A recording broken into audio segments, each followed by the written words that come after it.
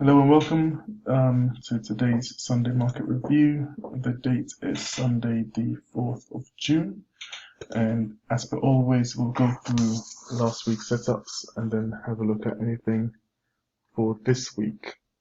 So first was dollar yen, and we were looking for a long position off this zone here. The trade has triggered. We have entered this trade and we have got a stop at this level here. So we're just waiting to see how this plays out. We can see it moving sideways to down for the next few trading bars, and then we would expect it to pop back up. So if it does trigger the stop, then so be it. But we are expecting this to go sideways to down for the next few trading bars and then should pop back up. So we'll see how this plays out. Currently in open trade.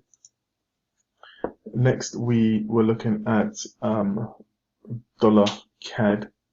Now, dollar CAD, this trade was voided because it closed beneath our zone, so we didn't take this trade.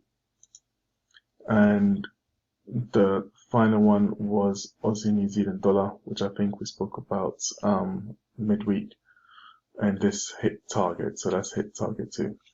That was pretty much it for last week. We're looking at just retracement, so there wasn't really anything too much from a swing trading perspective, and pretty much the same again this week. We have got some advanced setups, so I'll call those, and for those guys who are part of our team, we'll let you know when to trigger these. But to provide some form of analysis on this chart, we can see the clear downtrend with a retracement popping back up. So at this point, we're looking at this zone here, or that blue line, for the market to move off that and down. So we'll be calling this for our intraday students, and we'll let you know when to enter, but this is a potential trade setup. So how we see this playing out is a bit more upside to potentially that blue level, and then we'll take a trade to the downside using one of our entry techniques. So that's New Zealand yen. Next, we're looking at Australian dollar, Japanese yen. Again, we've got to this move to the downside, and we've begun what could be potentially some sideways action accumulation. We've marked this level at 81.312 for the potential bounce off this level. So we'll be looking to take a trade in and around this zone, which it's currently in. So that's not a bad zone.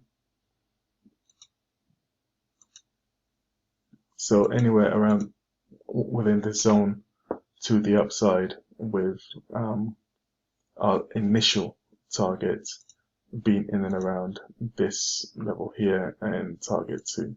As I say, I'm not going to mark everything for this particular service. That's because these will be more advanced type entries and not the highest probability setups, which I normally like to call on Sundays. Next, we've got pound New Zealand. Pound New Zealand, following the impulse. So we've got this impulse. We've currently got a correction, and I can see this doing one of two things. If the market closes beneath this black level, I will take a short trade to this level here. Bearing in mind, we need this to be at least a 2-to-1 risk reward, so you would need to drill into a smaller time frame to execute that trade. And if it holds at this spot, we can see a good zone here So if it holds here, we potentially have a reversal to, I'll just get the right tool. So we could have a reversal up to this point here. So we could take a trade up to here. So that's what I mean by it's more of an advanced entry, because we're looking at this on the daily chart, the D, and we'll need to drill right down to a 4-hour or hourly charts, potentially even 30 minutes, to be able to get a 2 or 3 to 1 trade out of this. So for the guys who trade with us, I'll let you know once that triggers, and we'll take those setups. And finally, I have US dollar Swiss franc. So on this, we can see we've got a really good level of support here. There's a nice zone. I can also see further downside on this pair before a small retracement to the upside. It may not be a trend reversal, but there should be enough in the retracements to give us a 2 to 1 trade. So we'll wait for this to hit that zone before we start looking at trade to the upside. So that would be the levels we're going to be looking at in a bit closer detail this week.